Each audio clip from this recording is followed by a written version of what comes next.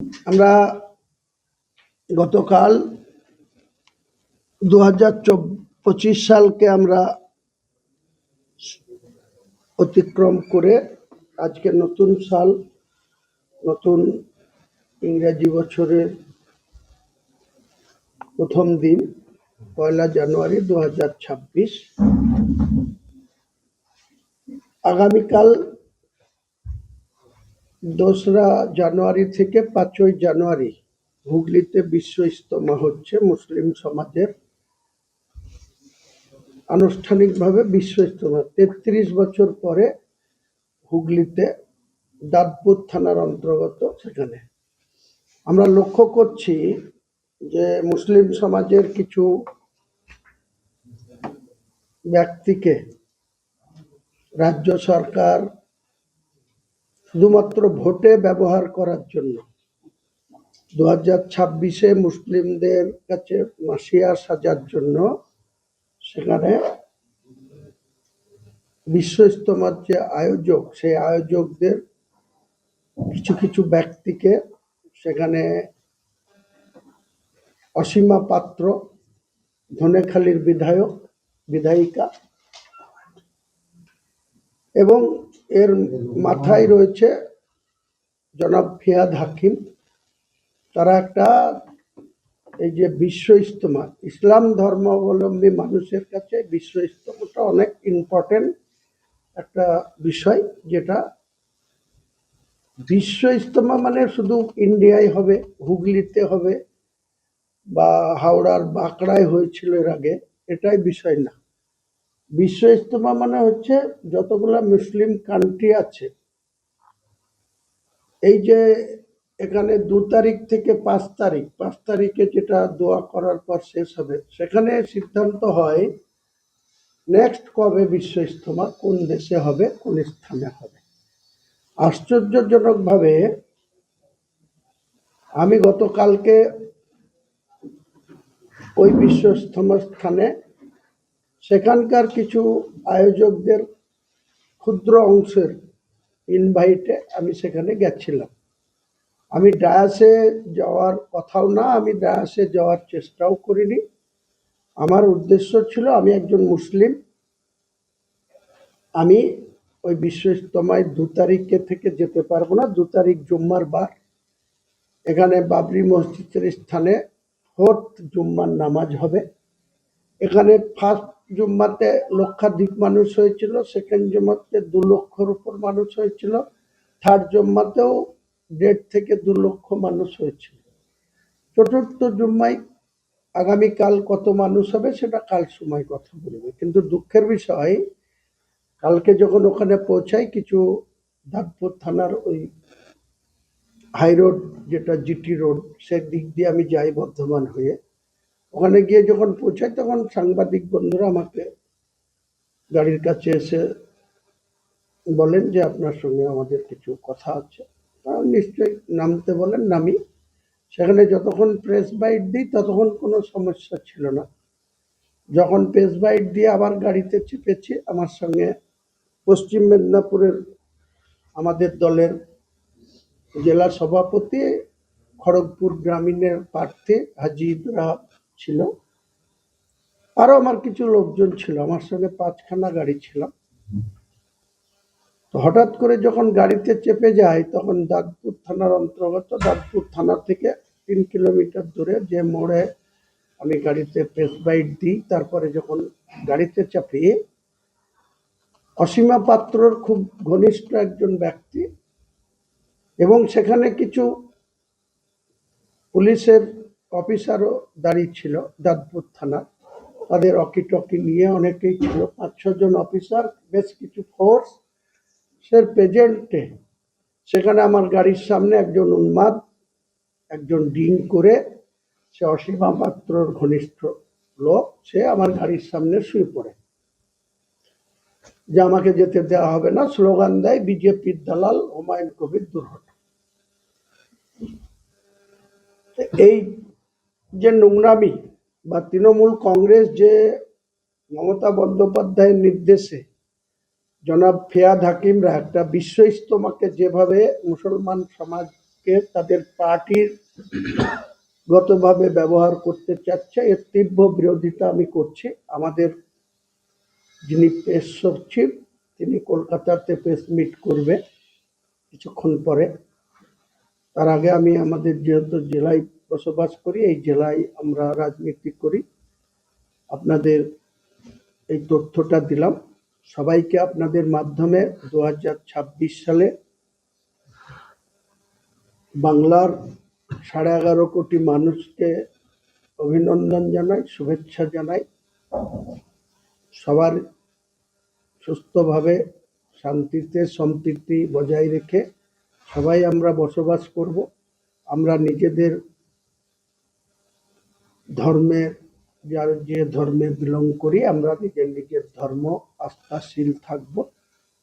অন্য ধর্মাবলম্বী মানুষদের প্রতি আমরা শ্রদ্ধাশীল থাকব। কিন্তু রাজ্য সরকার বা জনাব ফিয়াদ হাকিম বা অসীমা পাত্ররা যে আগুন নিয়ে খেলছেন, আমি তাদেরকে সতর্ক করছি। আপনারা আর 2 মাস ক্ষমতায় আছেন। ফেব্রুয়ারি মাসের মধ্যে যখন ভারতবর্ষের ইলেকশন কমিশন ইলেকশন ডিক্লেয়ার করে দেবে, সেদিন থেকে আমিও পাবলিক হয়ে যাব, আপনারা জনাব ফিয়াদ হাকিমও পাবলিক হয়ে যাবেন। মুখ্যমন্ত্রী কেয়ারটেকার মুখ্যমন্ত্রী থাকবেন। নির্বাচনের পরে ফল যা হবে, তখন মুখ্যমন্ত্রী যদি 148-এ পৌঁছাতে পারে তিনি আবার শপথ নেবেন। তাতে আমরা বিরোধী আসনে বসবো, কোনো অসুবিধা নাই।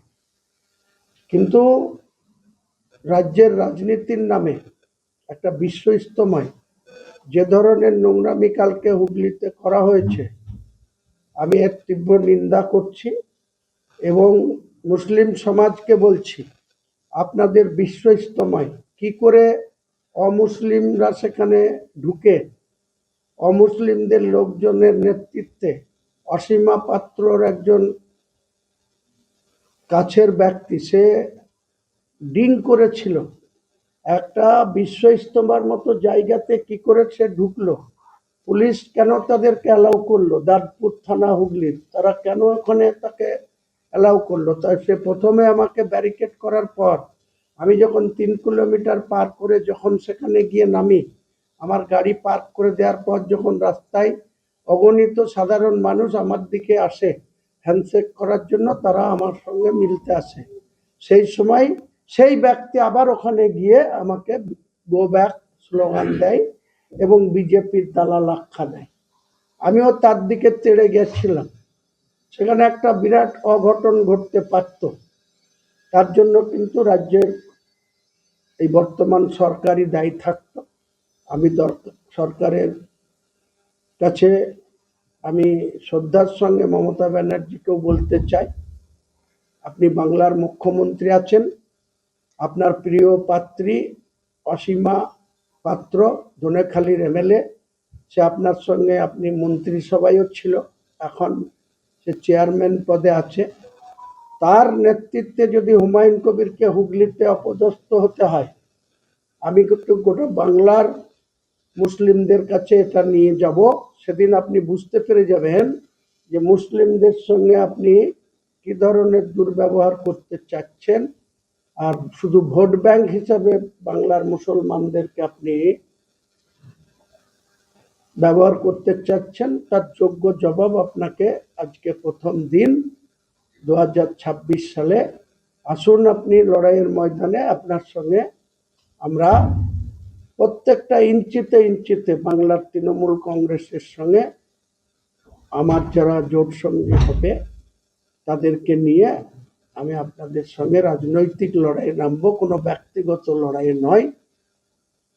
যে নোংরামিটা কাল হুগলিতে অসীমা পাত্রের আঙ্গুল হিলনেতে এবং ববি হাকিমের নির্দেশে হয়েছে, আমি একটা বিশ্ব ইজতেমা, আমি সবাইকে বলবো শান্তিপূর্ণভাবে সেখানে অংশগ্রহণ করুন। লক্ষ না কোটি মানুষ সেখানে যাক। দূর থেকেই আমার কালকে যে নামাজ পড়তে দেওয়া হয়নি, এটা মুসলিম সমাজের কাছে আগামী দিনে আমি প্রত্যেকটা জনসভায় তুলে ধরব যে মুসলমান সমাজে নামাজ পড়ার অধিকারে কেউ হস্তক্ষেপ করার কোনো জায়গাতে কেউ করতে পারে কিনা, আর সেখানে অমুসলিমদের পক্ষ থেকে নেতৃত্ব দেওয়া হচ্ছে। পুলিশ প্রশাসন দাঁতপুর থানা নির্বিকার থেকেছে। এই হচ্ছে মমতা ব্যানার্জির প্রশাসনের আচরণ। আগামী দিনে বাংলার মুসলমান 4,26,00,000 মুসলমানের কাছে আমি আগামী দিনে, আজকে 1 জানুয়ারি 2026, গোটা নির্বাচন প্রক্রিয়ার টাইমটা, কালকের এই ঘটনা আমি মানুষের কাছে নিয়ে যাব, মানুষের কাছে তুলে ধরব।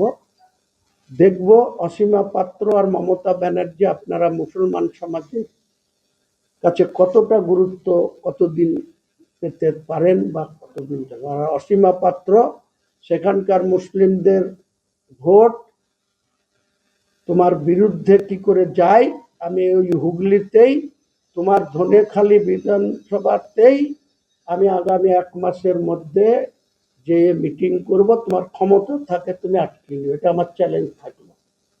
হুগলিতে ধনেখালি বিধানসভার ওই দাঁতপুর থানা এলাকাতেই আমি গিয়ে মিটিং করে দেখাবো, কে আমাকে রোখে সেটা আমি দেখব। কালকে শুধু নামাজের বিষয় ছিল, তার জন্য আমি সেখান থেকে চলে এসেছি নামাজ না পড়ে। আমাকে নামাজ পড়তে বাধা দেওয়া হয়েছে, আমার গাড়ির সামনে বসে শুয়ে পড়া হয়েছে, তারপরে আমাকে গো ব্যাক, বিজেপির দালাল আখ্যা দেওয়া হয়েছে। মমতা ব্যানার্জি, আপনি অটল বিহারী বাজপেয়ীর মন্ত্রিসভায় থাকবেন, আপনি অটল বিহারী বাজপেয়ীকে ডেকে এনে আপনার মা গায়ত্রী দেবীকে প্রণাম করাবেন, আপনি নিজে অটল বিহারী বাজপেয়ীর পায়ে হাত দিয়ে প্রণাম করবেন, আপনি আরএসএস এর নেতা মোহন ভাগবতকে বাংলায় নিয়ে এসে 15 দিন অতিথিশালায় আদর যত্ন করবেন। 558টা যেদিন ক্ষমতায় এসেছিলেন, আরএসএস এর শাখা অফিস ছিল বাংলায়, আপনার নেতৃত্বে 14 বছরে 12,000 হিন্দুদের শাখা অফিস হয়েছে আরএসএস এর, আর মুসলিমদের সঙ্গে আপনি এই আচরণ করবেন, এর জন্য আপনাকে চরম খেসারত দিতে হবে। আমি হুমায়ুন কবির বাংলার মুসলমানদের কাছে আপনার আসল চরিত্রের কথা 3 মাস ধরে মুসলিম সমাজের কাছে আপনার এই চরিত্র, আপনার এই দ্বিচারিতার জবাব আমরা দেওয়ার জন্য প্রস্তুত আছি, প্রস্তুত থাকব। আর ধনেখালির এমএলএ অসীমা পাত্র, আপনার ক্ষমতা থাকলে আপনি আমাকে আটকে নেবেন। আপনার ধনেখালিতেই আমি ব্রিগেডের সবার আগেই ধনেখালিতে গিয়ে আমি সভা করে আপনার এই কালকের যে দুর্ব্যবহার তার জবাব আমি দিয়ে আসবো।